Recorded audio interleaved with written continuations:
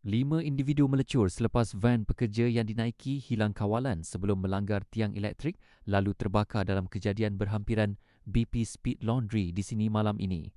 Komander Operasi dari Balai Bomba dan Penyelamat Batu Pahat, Pegawai Bomba Kanan I, Ridwan Gembor berkata, pihaknya menerima panggilan kecemasan berhubung kejadian tersebut pukul 8 malam.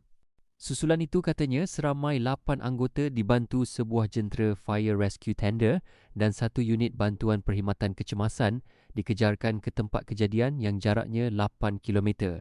Setibanya pasukan keluaran operasi di tempat kejadian mendapati sebuah van pekerja terbabas dan melanggar tiang elektrik sebelum terbakar. Maklumat awal mendapati terdapat 5 mangsa mengalami kecederaan melecur ketika menyelamatkan diri, katanya dalam satu kenyataan malam ini. Beliau berkata semua mangsa berjaya menyelamatkan diri sebelum PKO tiba di lokasi.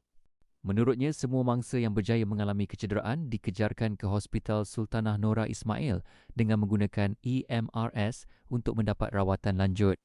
Katanya PKO bertindak menjalankan operasi pemadaman menggunakan tangki jentera sehingga berjaya dikawal. Jelasnya, hasil pemeriksaan mendapati terdapat tong gas asetilena dalam van berkenaan.